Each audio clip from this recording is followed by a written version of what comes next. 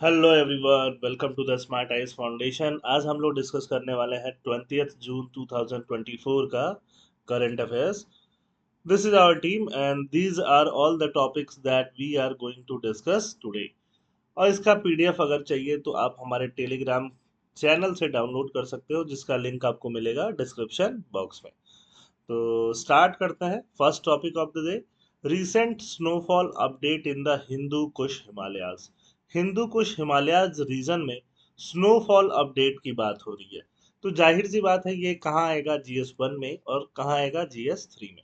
GS1 GS3 में तो आएगा ही। प्रीलिम्स के लिए भी इंपॉर्टेंट होता है। देखो, प्रीलिम्स के लिए मैक्सिमम टॉपिक इंपॉर्टेंट होते हैं, क्योंकि प्रीलिम्स कॉन्सेप्चुअल क्वेश्चंस भी पूछता ही है। The article discusses findings from the 2024 Hindu Kush Himalaya snow update by the International Center for Integrated Mountain Development. International Center for Integrated Mountain Development से ने ये बनाया है, स्नो अपडेट के बारे में रिपोर्ट दिया है।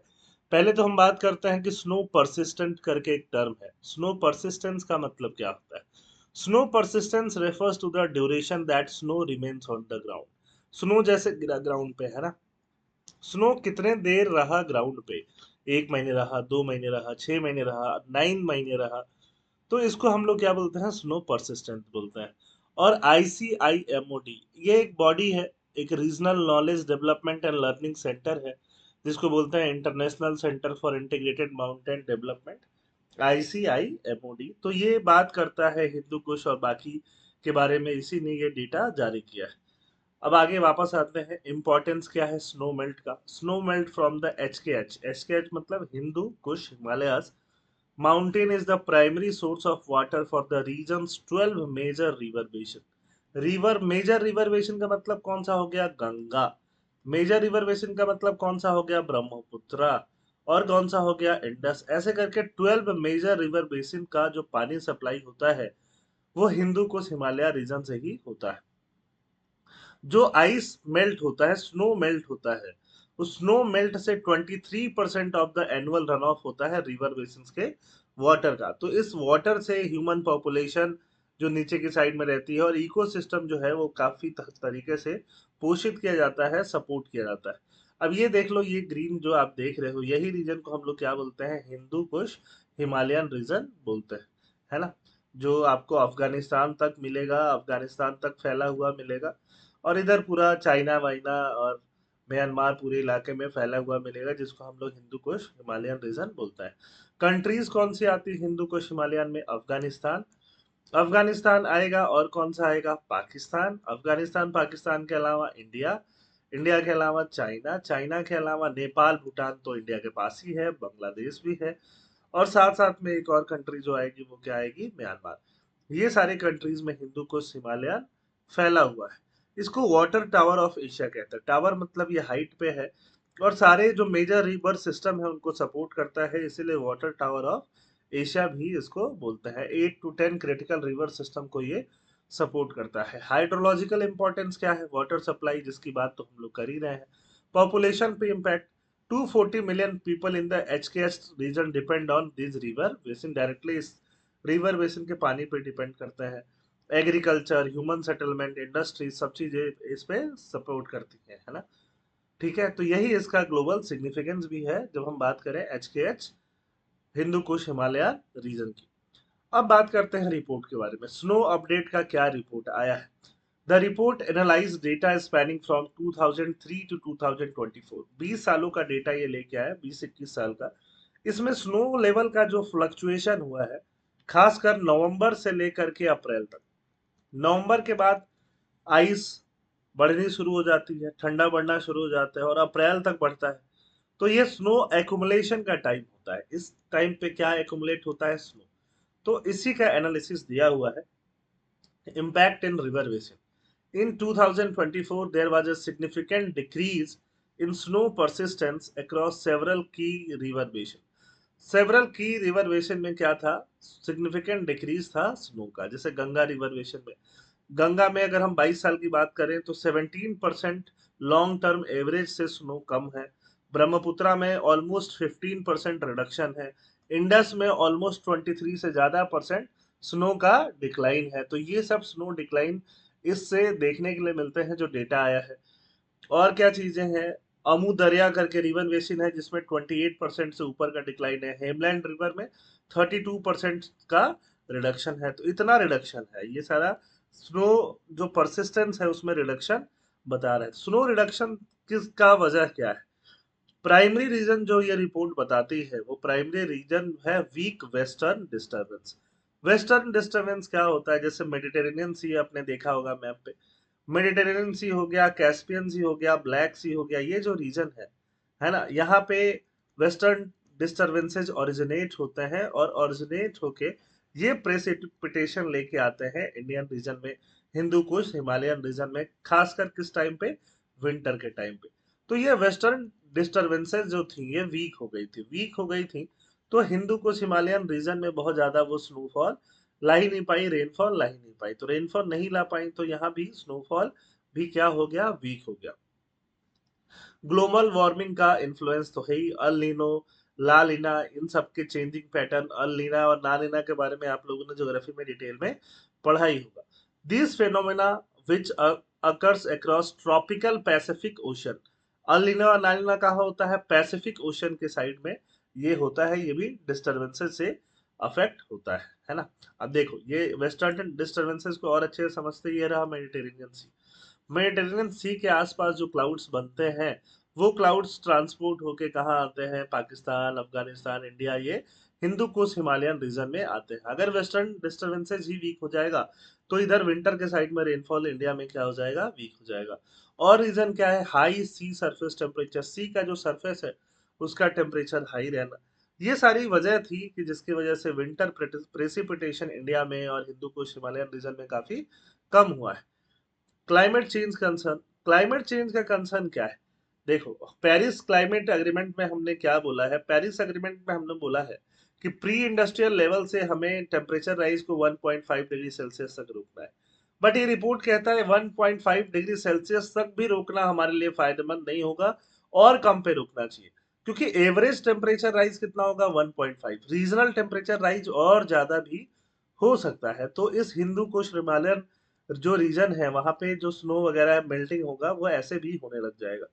She noted that regional temperature increase are projected to exceed this global average. Regional temperature का जो इंक्रीज होगा वो ग्लोबल एवरेज को इंक्रीज करने लगेगा।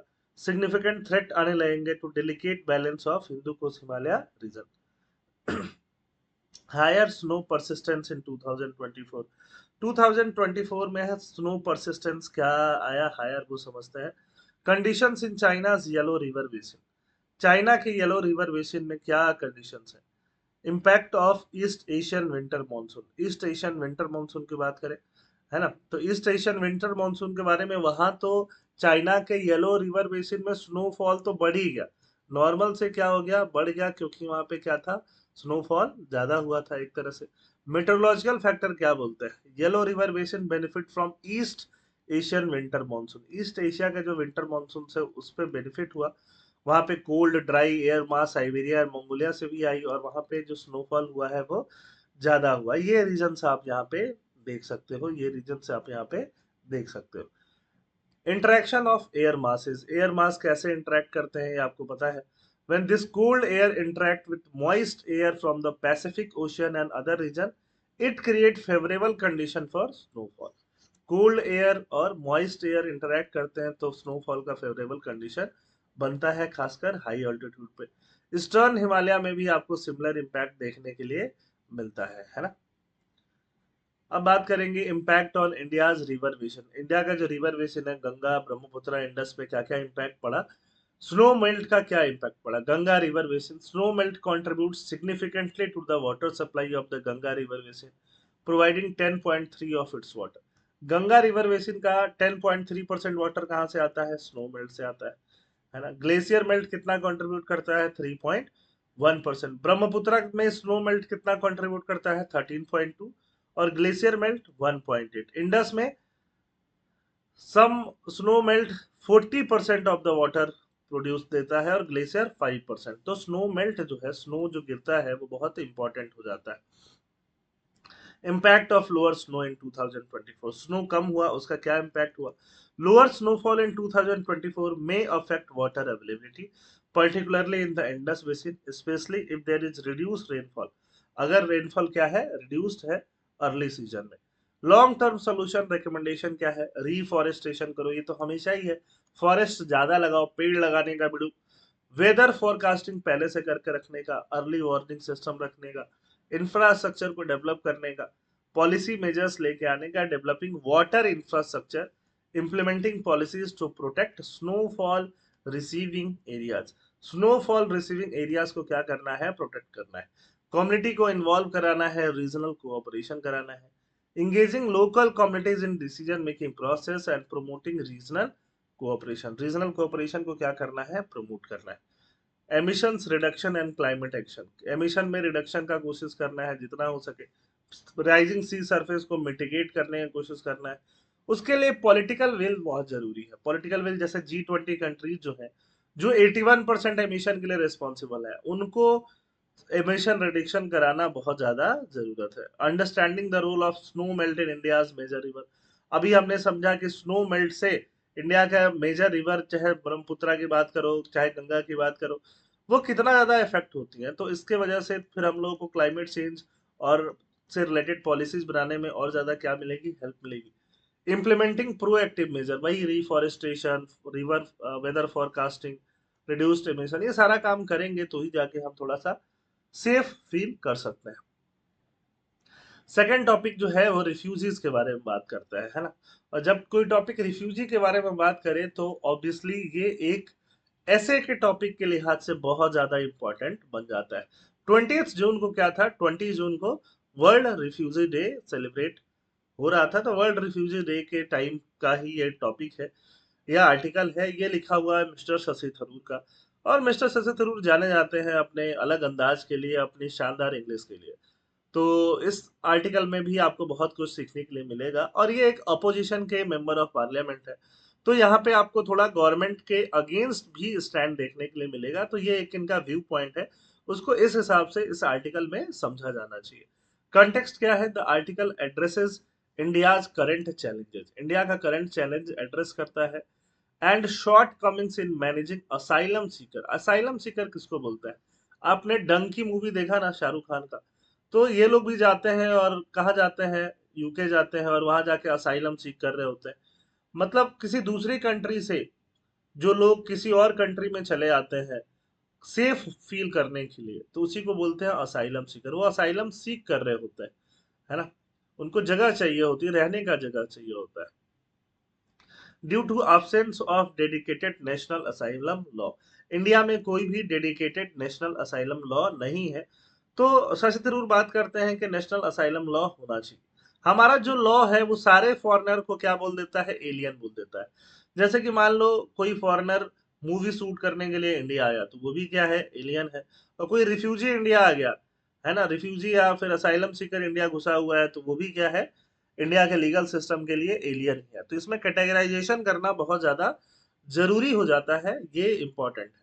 पहले डेटा की बात कर ले. वर्ल्ड में 43.4 मिलियन रिफ्यूजीज है. 43.4 मिलियन मतलब 4 करोड़ से भी ऊपर जो है वर्ल्ड में जो डिस्प्लेस्ड लोग हैं, कन्फ्लिक्ट्स की वजह से डिस्प्लेस्ड हैं, क्लाइमेट की वजह से डिस्प्लेस्ड हैं, खराब लिविंग कंडीशन की वजह से डिस्प्लेस्ड है. तो रिफ्यूजीज को ह्यूमनाइज करना बहुत जरूरी है. Amidst staggering statistics, it's crucial to remember that refugees are not mere number. सिर्फ नंबर नहीं है, इंडिविजुअल्स है, उनके नीड भी है, उनका भी फियर है, उनका भी एस्पिरेशन है, उनका भी ड्रीम है, उनको भी हमें लाइफ ऑफ डिग्निटी देना है. हिस्टोरिकल पर्सपेक्टिव क्या कहता है कि मिलेनिया मतलब हजारों सालों से इंडिया का एक रिच हिस्ट्री रहा है असाइलम देने का. इंडिया ने कभी मना नहीं किया. ज्यूसों को भी इंडिया ने अपने यहाँ रिफ्यूज दिया. जोरास्ट्रियन जो कि पारसी लोग हैं, जो कि पर्सिया से आए, पर्सिया मतलब जो अभी ईरान है ना, जैसे रतन टाटा, ये लोग क्या है? पारसी है, जोरास्ट्रियन है. तो वहां से जब उनको पर्सिया में परसिक्यूट किया जा रहा था, मारा जा रहा था, तो वो लोग फिर वापस इंडिया में ही आए. तो ऐसे हजारों सालों से इंडिया क्या देता रहा है? असाइलम देता रहा है. मॉडर्न कंट्रीब्यूशन भी रहे हैं इंडिया के बहुत ज्यादा. जैसे कि पाकिस्तान और इंडिया जब डिवाइड हो रहे थे तो वहां भी बहुत सारे लोग जो पाकिस्तान एरिया से इंडिया आए, बांग्लादेश जब बन रहा था, बांग्लादेश लिबरेशन वार हो रहा था, तो वहां से बहुत सारे लोग इंडिया ऑब्वियसली आए हुए हैं, हर कम्युनिटी से आए हुए हैं, तिब्बत से आए हुए हैं, जो कि दलाई लामा इनफैक्ट खुद ही आए हुए हैं, श्रीलंका से तमिलियन आए हुए हैं, नेपालीज भी हैं, अफगान भी हैं, रोहिंग्याज भी हैं। तो बहुत सारा कम्युनिटी जो है इंडिया में आके क्या लिया हुआ है, रिफ्यूज लिया हुआ है, रुका हुआ है। इस साल वर्ल्ड रिफ्यूजी डे 2024 का थीम क्या था? एवरीवन इज वेलकम, सब किसी को वेलकम करना है। Safe havens and asylum. On world refugee day it's essential to reflect on the importance of providing safe haven, ensuring asylum and protecting the right of refugee. Right of refugee protect करना जरूरी है। These actions are not just legal obligation but moral imperatives। सिर्फ legal obligation नहीं है, moral imperative भी है, जहां पे ह्यूमन डिग्निटी को सेफगार्ड करना है, ह्यूमन राइट्स को सेफगार्ड करना है। Proposal for legislation the asylum bill. Asylum bill करके एक प्राइवेट बिल आया था, प्राइवेट बिल लोकसभा में आया था 2022 में। इस ये पास नहीं किया गया, इसको पास कर देना चाहिए, ऐसा शशि थरूर बोलता है। वो बोलते हैं कि इंडिया में कोई भी स्ट्रक्चर्ड लीगल फ्रेमवर्क नहीं है जो असाइलम सीकर के बारे में बात करता है। और इंडिया, जो कि हम लोग अपने कल्चर में बहुत ज्यादा प्राइड लेते हैं, हम लोग वसुधैव कुटुंबकम के बारे में बात करते हैं, तो हर कोई जो इंडिया में असाइलम सीकर आता है, हम उसको एलियन ही क्यों बोल देते हैं? उनके लिए हमारे पास अलग से एक स्ट्रक्चर्ड लॉ क्यों नहीं है? एक लॉ होना चाहिए जो कि असाइलम बिल पास होने से शायद बन जाता। वर्ल्ड कन्वेंशन क्या है? यूएन कन्वेंशन है, यूएन रिफ्यूजी कन्वेंशन 1967। हमने इसको साइन नहीं किया हुआ है ना? डायरेक्टली प्रीलिम्स का ये क्वेश्चन हो सकता है, हमने इसको साइन नहीं किया हुआ, बट हम अपना काम तो कर सकते हैं। एक principle of non refoulement policy है। नॉन रिफाउलमेंट क्या बोलता है कि जैसे कोई आपके यहाँ असाइलम सीख करने आए, आप उसको वहीं वापस नहीं भेज सकते जहां उसकी जान को खतरा है। फॉर एग्जाम्पल रोहिंग्याज है, रोहिंग्याज को जान का खतरा कहाँ पे था? म्यांमार में। वो इंडिया आए, अब वापस हम उनको वहीं पे भेज नहीं सकते म्यांमार की, वापस वहीं चले जाओ जहां पे उनकी जान का क्या है, खतरा है। इसी पॉलिसी को क्या बोलते हैं? Non refoulement. तो हमें इस पॉलिसी को फॉलो करना चाहिए, भले ही हमने इंटरनेशनल कन्वेंशन को साइन नहीं किया हुआ है। ह्यूमैनिटेरियन इम्पेरेटिव होते हैं। Bill seek to rectify India's failure to protect vulnerable population exemplified by incident like expulsion of Rohingyas। such action undermined our moral and legal obligation। हमारे पास लॉ नहीं है तो हमारा मोरल और लीगल ऑब्लिगेशन अंडरमाइन होता है। ग्लोबल स्टेज पे हमारी जो बनी बनाई रेपुटेशन है वसुधैव कुटुंबकम और बाकी चीजों वाली, वो क्या होती है? खराब होती है। की provision of the asylum bill. Asylum bill का की प्रोविजन होता तो क्या होता? बिल बनता, बिल तो है, बट अगर ये पास होता तो क्या होता? राइट्स को रिकॉग्नाइज करना, असाइलम सीकर्स को रिकॉग्नाइज करना, उनके राइट्स। राइट्स मतलब उनका हेल्थ केयर का भी राइट्स होगा, उनका एजुकेशन का भी राइट्स होगा, उनका लीगल असिस्टेंस का भी राइट होगा, सबको रिकॉग्नाइज करना। एक नेशनल कमीशन फॉर असाइलम बनाना, जैसे कि national commission for protection of child right है, नेशनल कमीशन फॉर वुमेन है, national commission for backward caste है, वैसे ही नेशनल कमीशन फॉर असाइलम भी एक बनाया जा सकता है ना? जो नेशनल, जो असाइलम सीकर्स के लिए हेल्प करेगा, उनका राइट्स इंश्योर कराने का काम करेगा। और हमें नॉन रिफॉर्मेंट पॉलिसी प्रिंसिपल्स को भी फॉलो करना है। आर्बिट्रेरी कंडक्ट क्या है? प्रोटेक्शन फॉर ऑल, सबके लिए प्रोटेक्शन देना है। The bill guarantees asylum right to all foreigners. All foreigners को असाइलम राइट देता बिल, चाहे वो किसी नेशनलिटी के हों, रेस के हों और रिलीजन के हो। It seeks to end arbitrary action against communities like Rohingyas. Rohingyas का अगेंस्ट आर्बिट्ररी एक्शन नहीं होगा, चकमास के अगेंस्ट नहीं होगा, म्यांमारीज के अगेंस्ट नहीं होगा। Exclusion and revocation. while affirming the government sovereign authority, the bill specifies clear ground for exclusion। exclusion का, expulsion का, रिवोकेशन ऑफ रिफ्यूजी स्टेटस का, अकाउंटेबिलिटी को इंश्योर करने का, ये क्लियर एजेंडा देता है। करंट लीगल फ्रेमवर्क क्या है? हम सब किसी को एलियंस के नाम से ही जानते हैं। हमारे पास एक्ट है, फॉरेनर्स एक्ट 1946, जो ये बोलता है कि जो भी इंडिया में का सिटीजन नहीं है वो क्या है? एलियन है ना? तो हम रिफ्यूजीज के लिए लीगल प्रोविजन हमारे पास नहीं है। एडहॉक मैनेजमेंट पे काम करते हैं कि जैसे हमारे पास तिब्बतियन आए, उनको रुकवा दिया धर्मशाला में, कुछ और आए उसको कहीं और रुकवा दिया, किसी रिफ्यूजी ग्रुप को मना कर दिया कि नहीं नहीं हमारे यहाँ जगह नहीं है। तो ये क्या है? एडहॉक मैनेजमेंट है। कोई हमारे पास कंसिस्टेंट सिस्टम नहीं है। कॉम्प्रिहेंसिव अप्रोच होना चाहिए जिसमें हम असाइलम सीकर का हेल्थ केयर, एजुकेशन, एम्प्लॉयमेंट और इन सब सारी अपॉर्चुनिटीज के बारे में बात कर पाए। जुडिशियल सपोर्ट क्या है? Highlighting supreme court ruling affirming the rights of all individual in India regardless of nationality, जो कि किस आर्टिकल में आएगा? 14, 20 और 21 में आएगा। तो इनको हमें इंश्योर कराना चाहिए। National human right commission, national human right commission versus state of Arunachal में भी सुप्रीम कोर्ट ने यह मेंशन किया था, है ना, कि असाइलम सीकर एंड रिफ्यूजीज के लिए क्या फॉलो करो? ड्यू प्रोसेस फॉलो करो। इसमें चकमा हजोंग का के बारे में उनको सिटीजनशिप देने की भी बात करी गई थी। Need for legislative clarity, legislative law में क्लैरिटी होने की बहुत ज्यादा जरूरत है, एक कोहेरेंस होने का बहुत ज्यादा जरूरत है। International cooperation advocates for India's active participation in global effort to address refugee challenge. India का भी एक्टिव पार्टिसिपेशन होना चाहिए रिफ्यूजी चैलेंज को कम करने के लिए। इंडिया अपने डेमोक्रेटिक वैल्यूज को अच्छे से अपहोल्ड कर पाए और विजन को अपहोल्ड कर पाए। encourage India to uphold its historical tradition of providing sanctuaries to refugees। जो दबे कुचले लोग हैं, जो अपने घर से भगाए हुए लोग हैं, उनको इंडिया सेंचुरी दे पाए, रखने के लिए एक सेफ हेवन दे पाए, and to aspire to leadership role in managing global refugee crisis. ठीक है, तो ऐसे में ये टॉपिक ज्यादा यूजफुल होगा और साथ साथ GS2 IR वगैरह में भी इसको आप यूज कर सकते थे।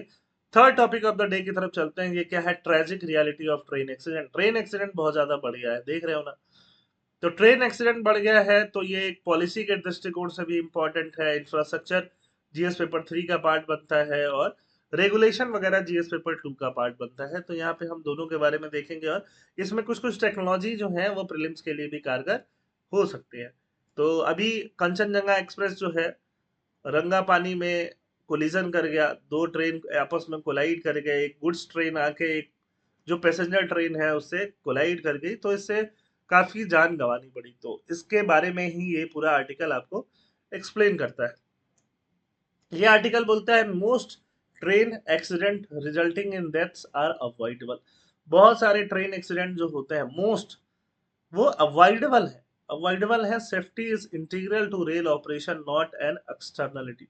सेफ्टी जो है वो रेल ऑपरेशन का इंटीग्रल पार्ट है, एक अलग से पार्ट नहीं है, है ना, मेन पार्ट है, एक तरह से हम ऐसा बोल सकते हैं। कोलिजन का डेटा, कोलिजन से ही सबसे ज्यादा ट्रेजेडीज हो रही है। दो ट्रेन आपस में भिड़ गई, उसको क्या बोलेंगे? कोलिजन। 2022-23 में 6 कोलिजन हुए, 2021-22 में 2 हुए, इस साल 4 कोलिजन ऑलरेडी हो चुके हैं। Collision are the most severe type of rail accident often leading to casualties and injuries. Collision होगा तो कैजुअलिटीज होने के चांस बहुत ज्यादा है। अल्टीमेट गोल हमारा क्या होना चाहिए? कि इंसिडेंट नहीं हो, एक्सीडेंट नहीं हो। Safety over speed and comfort, speed and comfort के ऊपर हमें क्या प्रेफर करना है? Safety. Indian railway has made significant stride in reducing accident. Focus must shift to eliminating collision, collision को एकदम से एलिमिनेट कर देना है, सेफ्टी को एकदम से प्रायोरिटाइज करना है। स्पीड और कंफर्ट के ऊपर हमें किसको रखना है? सेफ्टी को ही रखना है। सेफ्टी के लिए बहुत सारा फंड भी है हमारे पास, मैकेनिज्म भी है, फाइनेंशियल सपोर्ट भी है। राष्ट्रीय रेल संरक्षा कोष, ये एक सेफ्टी के लिए है। रेल सेफ्टी फंड होता है। एसेंशियल सेफ्टी रिक्वायरमेंट के लिए क्या मिलता है? कैपिटल ग्रांट भी मिलता है।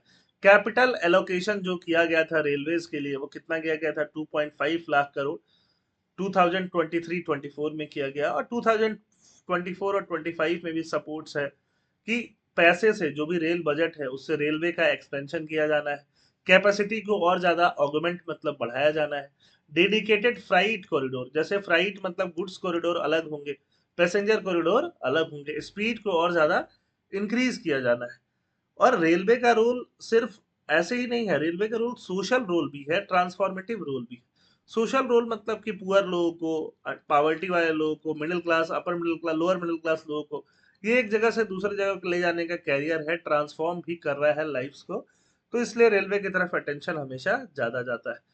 अगर बात करते हैं अभी जो कोलिजन हुआ उसका, तो कोलिजन में क्या था? एक रूल जो होता है रेलवे का, वो रूल वायलेट हो गया, है ना, रूल वायलेट हो गया और ऑटोमेटिक सिग्नल को पास कर गया। जो पुराना पीछे वाला जो ट्रेन आ रहा था, गुड्स ट्रेन, वो ऑटोमेटिक सिग्नल को पास कर गया 15 किलोमीटर पर आवर से ज्यादा की स्पीड से, जो कि स्पीड क्या होती है? रेस्ट्रिक्टेड स्पीड होती है। तो इसकी वजह से क्या हो गया? कोलिजन हो गया, है ना। तो अब कोलिजन को रोकने के लिए कवच करके एक सिस्टम बनाया गया है, कवच। तो जब कवच सिस्टम था तो कोलिजन क्यों हुआ? पहले तो ये समझना है। कवच सिस्टम तो है जो कि कोलिजन रोकने के लिए है, बट ये कवच सिस्टम पूरे ऑल इंडिया में हर जगह रेलवे लाइन पे इम्प्लीमेंट ही नहीं हुआ अभी। कवच एंटी कोलिजन डिवाइस है जहां टेक्नोलॉजी का यूज लेते हैं। दिल्ली से हावड़ा, हावड़ा मतलब कोलकाता, और दिल्ली से मुंबई सेक्शन पे इसको प्रायोरिटाइज किया गया है। कवच को 10,000 रूट किलोमीटर जो रूट है यहाँ पे किया गया है। कुछ टाइम अभी और लगेगा, कुछ ईयर मतलब अभी और लगेगा कवच को पूरी तरीके से इम्प्लीमेंट करने में। कवच रेडियो कम्युनिकेशन, आरएफआईडी, इन सब चीजों का यूज करता है और फिर दो ट्रेन के बीच में कोलिजन को अवॉइड करने का सिग्नल्स भेज के कोशिश करता है। तो ये काम कौन कर रहा होता है? कवच कर रहा होता है। इस जो अभी ट्रेन एक्सीडेंट हुआ वहां पे कवच नहीं यूज हो रहा था। Immediate collision prevention measure, immediate collision prevention measure अभी के लिए कवच जब तक इम्प्लीमेंट होगा तब तक होगा। अभी के लिए क्या करना चाहिए? Low cost equipment, provision of affordable equipment in locomotive to assist driving crews. जो लोग ड्राइवर है उनको सपोर्ट करने के लिए कुछ और अफोर्डेबल इक्विपमेंट उनको मिलना चाहिए। मेंटेनेंस बार बार होते रहनी चाहिए, स्टाफ की बार बार ट्रेनिंग होती रहनी चाहिए। जो सिग्नल पास्ट एट डेंजर, ऐसे जो टेक्निकल केसेस हैं उसको उसका हैंडलिंग और अच्छे से होना चाहिए। रिलायबिलिटी और ज्यादा बढ़ाई जानी चाहिए रेलवे को लेके। एमुलेटिंग सक्सेसफुल सिस्टम, जो ऑलरेडी सक्सेसफुल सिस्टम है उसको एमुलेट कर देना चाहिए, मतलब उसको यूज में ले आना चाहिए। Utilising successful example of automatic train protection system from the Mumbai suburb network. Mumbai का जो लोकल ट्रेन नेटवर्क है वो उसको यहाँ पे इम्प्लीमेंट किया जा सकता है। अब ये सारे पॉइंट अगर आपसे ट्रेन सेफ्टी के ऊपर क्वेश्चन है तो सारे पॉइंट आपको लिख के आने हैं। Safety fund utilization. Safety fund resources should be used effectively.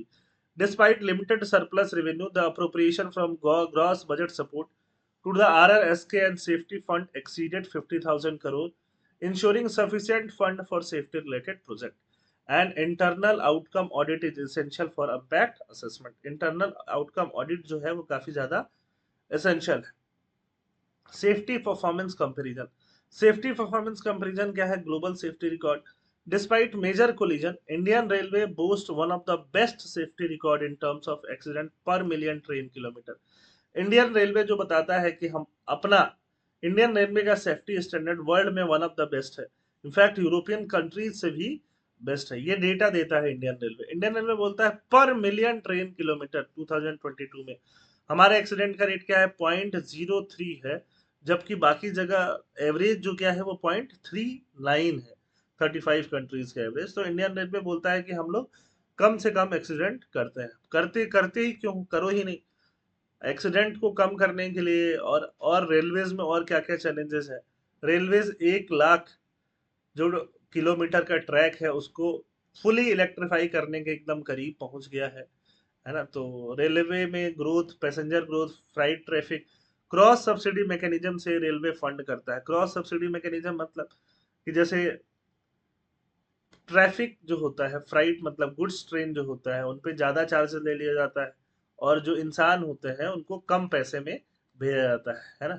तो मान लो इसको 10 रुपीज में भेजा जाना होता और गुड्स ट्रेन को कितने में भेजा जाना होता? 50 रुपीज में भेजा जाना होता।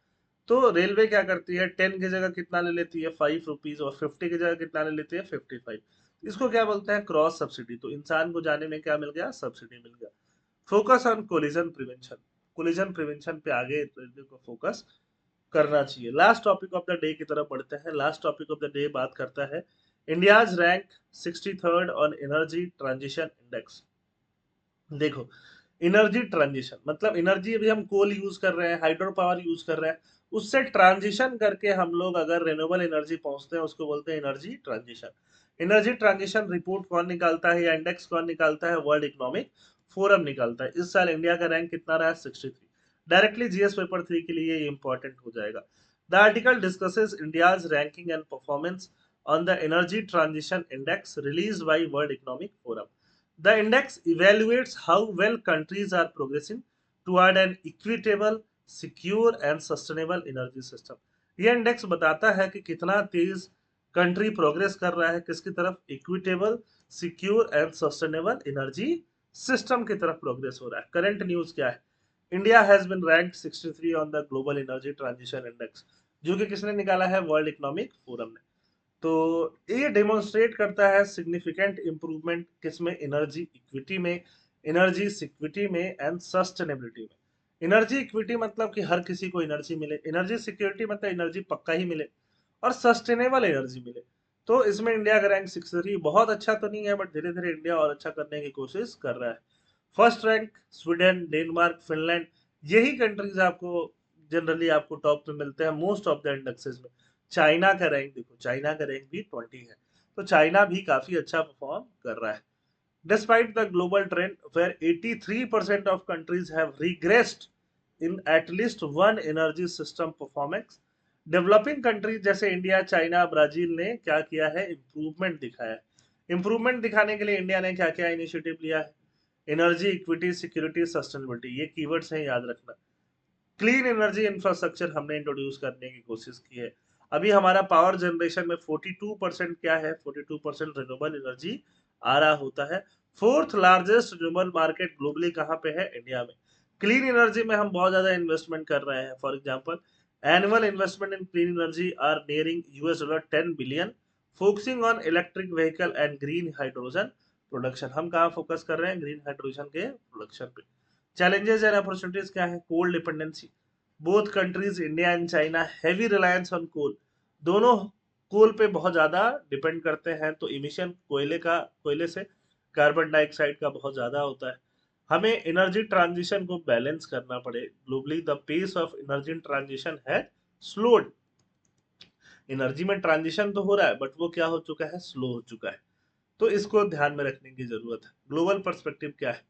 ग्लोबल पर्सपेक्टिव ये कहता है कि 120 कंट्रीज को अगर देखा जाए, 120 कंट्रीज को, तो progress in the past decade 107 countries ने प्रोग्रेस दिखाया है।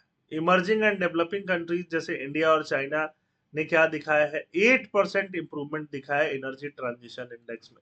एनर्जी ट्रांजिशन उनका कितना हो रहा है, 8% से हो रहा है। पास्ट डिकेड के ऊपर 8% इंप्रूवमेंट हर साल वो कर रहा है, primarily due to reduction in energy intensity के रिडक्शन के वजह से। The WF report underscored the crucial role of developing countries, किसका, इंडिया और चाइना का। ग्रीन टेक्नोलॉजी का यूज करना बहुत ज्यादा जरूरी हो जाता है। Reducing coal dependency remains a critical challenge. सब कुछ करने के बाद कोयला पे जो डिपेंडेंसी है, चाहे इंडिया का हो चाहे चाइना का हो, वही सबसे बड़ा क्रिटिकल चैलेंज है। और लॉन्ग टर्म सस्टेनेबिलिटी के लिए कोल पे डिपेंडेंसी हमको घटा लेना है। आई होप आपको सारे टॉपिक्स यहाँ पे समझ में आए होंगे। Thank you. जय हिंद।